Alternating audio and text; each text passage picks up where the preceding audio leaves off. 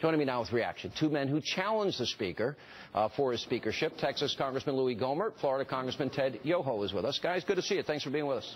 Great to see you, hear you, Sean. All right, you guys came pretty close, I think closer than some people thought. Louie, I told you this when we first talked about this behind the scenes, that I thought this was an uphill battle. What's your reaction to what happened today? Well, it was an uphill battle, and you know, originally we were just trying to get people to vote for anybody but the Speaker so that we could get this thrown to a conference and then have somebody we could all agree on to get some new blood in the position so that would help us keep our promises, exactly like you've talked about. And the idea was pitched by Jim Bridenstine, Thomas Massey. Look, we think somebody needs to be out there declared as a candidate so people can't say nobody was a candidate, so we had to vote for the current Speaker. Yeah. And they said, why don't you get out there? And I said, then it becomes, you know, Boehner versus Gohmert, and this isn't about Gohmert, it's about... And so I want to say, this is a real hero here. Ted came in and announced... I don't think John Boehner's thinking that right now. I think he probably doesn't like either of you or me.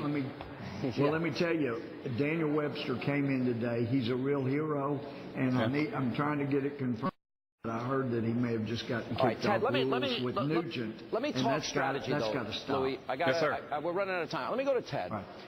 Yeah. What I think, I love what Reagan said, bold colored differences. There's an opportunity here with the new Senate to put bill after bill after bill on Obama's desk. Energy independence, Keystone Pipeline. If you like your plan, you can keep your plan. Secure America's borders first. There's your solution. I'd like to see Republicans lay out that agenda, challenge the president. Do you think that is a good strategy? Do you think John Boehner's up to that job?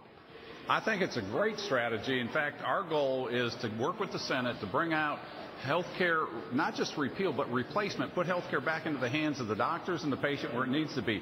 Challenge the president on overstepping the Constitution and let him know we're going to hold him accountable. He was elected and hired to faithfully execute the laws of the land. National energy security, Sean, like you just brought up, and it starts with the Keystone pipelines. Gas prices are down now because of the private sector. We need to work to keep those down, and then we need tax reform so that businesses come back to America, creating jobs for Americans here on our soil to increase the living standards of those people, and then bring up policies and bills based on merit, not on politics. You know, Louie, I'll go back to you. I think in spite of the vote that you guys wanted to be different today, there is a huge opportunity here, and that is to lay out an agenda.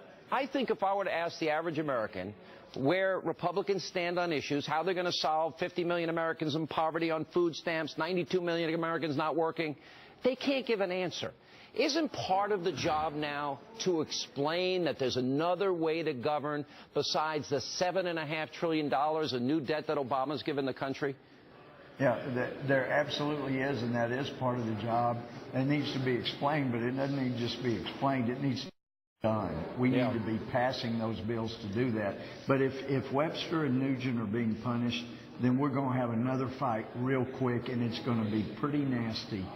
We can't let that stand if they're going to be punished. You know, I'd like to weigh in on that, Sean, because the American people sent us up here to do a job. They wanted new leadership. We stood up and we voted for that. We brought forth a movement. 25 members of Congress voted the way their representative, they voted the way their districts wanted to, and to be held in jeopardy for that or retribution is wrong, because that would be something you would expect in China, Cuba, Russia, or in a communist country.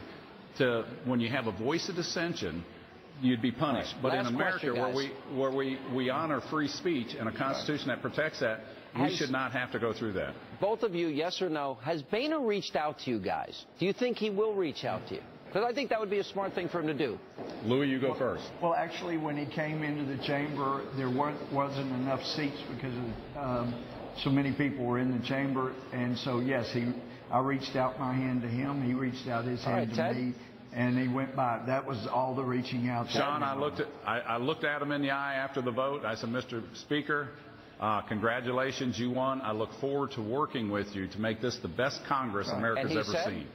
Real quick. He said, I look forward to working with you. All right, this help. He's meeting with Obama. At least he can meet with the conservatives too. All right, guys, good to see you. Appreciate it. Thanks, Sean. Thank you. Interesting event.